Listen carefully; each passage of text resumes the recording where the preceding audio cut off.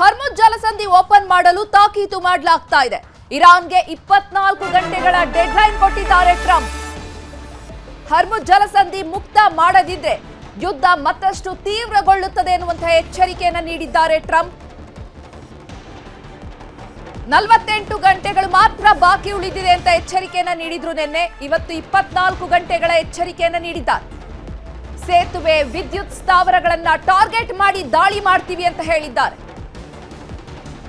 ಇರಾನ್ನ ವಿದ್ಯುತ್ ಸ್ಥಾವರಗಳು, ಸೇತುವೆಗಳನ್ನೇ next target ಮಾಡ್ತೀವಿ ಅಂತ ಎಚ್ಚರಿಕೆಯನ್ನ ನೀಡಿದ್ದಾರೆ ಅಮೆರಿಕ ಅಧ್ಯಕ್ಷ ಡೊನಾಲ್ಡ್ ಟ್ರಂಪ್. ಮಂಗಳವಾರ ರಾತ್ರಿ 8 ಗಂಟೆ ಬಳಿಕ ಭೀಕರ ದಾಳಿಯ ಎಚ್ಚರಿಕೆ ನೀಡಿದ್ದಾರೆ. ಇರಾನ್ ಗಾರ್ಡ್ಸ್ ಇಂಟೆಲಿಜೆನ್ಸ್ ಚೀಫ್ ಹತ್ಯೆ, ಕುವೈತ್, ಐಸ್ಲ್ಯಾಂಡ್ ಮೇಲೆ ಇರಾನ್ ಅಟ್ಯಾಕ್ ಮಾಡಿದೆ. 45 ದಿನಗಳ ಮಧ್ಯಂತರ ಕದನ ವಿರಾಮಕ್ಕೆ ಪ್ರಸ್ತಾಪಕ್ಕೆ ಒಪ್ಪಂದಕ್ಕೆ ಬರ್ತಾ ಇಲ್ಲ ಇರಾನ್. ಬಾಂಬ್ ಹಾಕೋದ 5ನೇ ಬಾರಿಗೆ ವಾರ್ನಿಂಗ್ ಕೊಟ್ಟಿದ್ದಾರೆ. ಇದು 5ನೇ ಬಾರಿಯ ವಾರ್ನಿಂಗ್ ನಾವು ಕೊಡ್ತಾ ಇರುವಂತದ್ದು ಅಂತ ಟ್ರಂಪ್ ಹೇಳಿದ್ದಾರೆ. ಯಾಕಂದ್ರೆ ಮೊದಲು ಕೂಡ 48 ಗಂಟೆಗಳ ವಾರ್ನಿಂಗ್ ಅನ್ನ ಕೊಟ್ಟಿದ್ರು. ಅಷ್ಟರಲ್ಲಿ ಹರ್ಮುಜ್ ಜಲಸಂಧಿಯನ್ನ ಮುಕ್ತಗೊಳಿಸಬೇಕು, ಎಲ್ಲಾ ದೇಶಗಳಿಗೂ ಕೂಡ ಹರ್ಮುಜ್ ಜಲಸಂಧಿ ಮೂಲಕ ಹಾದು ಹೋಗ್ಲಿಕ್ಕೆ ಪರ್ಮಿಷನ್ ಕೊಡಬೇಕು ಅಂತ ಹೇಳಿದ್ರು. ಅದಕ್ಕೆ ಇರಾನ್ ಯಾವುದೇ ರೀತಿಯ ಪ್ರತಿಕ್ರಿಯೆ ನೀಡಲಿಲ್ಲ. ನಂತರ 5 ದಿನಗಳ ಗಡುವನ್ನ ನೀಡಿದ್ರು. ಮಾರ್ಚ್ 27ರಂದು ಮತ್ತೆ ಗಡುವನ್ನ ನೀಡಿದ್ರು. 5 ದಿನಗಳ ಗಡುವಿಗೂ ಕೂಡ ಇರಾನ್ ಸೊಪ್ಪು ಹಾಕ್ಲಿಲ್ಲ. ಆಮೇಲೆ 10 ದಿನಗಳ ಗಡುವನ್ನ ನೀಡಿದ್ರು. ಈಗ ಆ 10 ದಿನಗಳು ಮುಗಿಲಿಕ್ಕೆ ಇನ್ನ 24 ಗಂಟೆಗಳು ಮಾತ್ರ ಉಳಿದಿದೆ.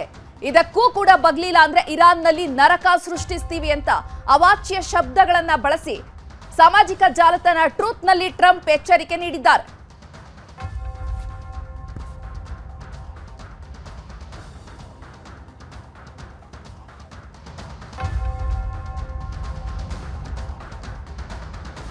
ಪ್ರತಿ ಕ್ಷೇತ್ರಕ್ಕೂ ಕೊಳ್ಳಿ ಇಡ್ತಿದೆ ಕೊಲ್ಲಿ ಯುದ್ಧ. ಹೋಟೆಲ್, ರೆಸಾರ್ಟ್, ಹೋಮ್ ಸ್ಟೇಗಳು ಖಾಲಿ. ಪ್ರವಾಸಿಗರು ಬರಲು ಹಿಂದೇಟು. ಅಸಲಿ ಕಾರಣ ಏನು? ಪ್ರವಾಸೋದ್ಯಮ ಯುದ್ಧಾಘಾತದ ಸ್ಟೋರಿ ಇದು.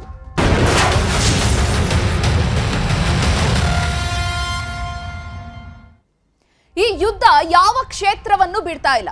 ಕೊಲ್ಲಿ ಯುದ್ಧದಿಂದಾಗಿ ಎಲ್ಲೆಡೆ ಕೊಳ್ಳಿ ಇಟ್ಟಂಗಾಗಿದೆ. ಕರ್ನಾಟಕದ ಪ್ರವಾಸೋದ್ಯಮಕ್ಕೂ ಕೂಡ ಯುದ್ಧದ ಬಿಸಿ ತಟ್ಟಿದೆ. ಯುದ್ಧದ ಪರಿಣಾಮ ಟೂರಿಸಂ ಸಂಕಷ್ಟ ಅನುಭವಿಸುವಂತಾಗಿದೆ. ಟೂರಿಸಂ ತಲ್ಲಣಗೊಂಡಿದೆ.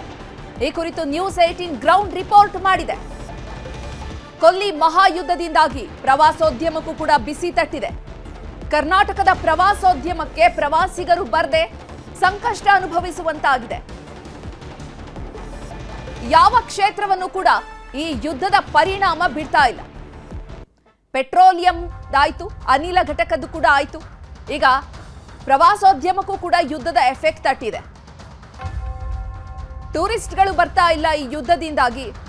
ಹಾಗಾಗಿ ರಾಜ್ಯದಲ್ಲಿ ಪ್ರವಾಸೋದ್ಯಮವನ್ನೇ ನಂಬಿಕೊಂಡು ಜೀವನ ಮಾಡ್ತಿರುವಂತಹವರ ಪರಿಸ್ಥಿತಿ ಹೇಳತೀರದಾಗಿದೆ. ಹೋಟೆಲ್ ರೂಮ್ಗಳು ಕೂಡ ಬುಕ್ ಆಗ್ತಾ ಇಲ್ಲ.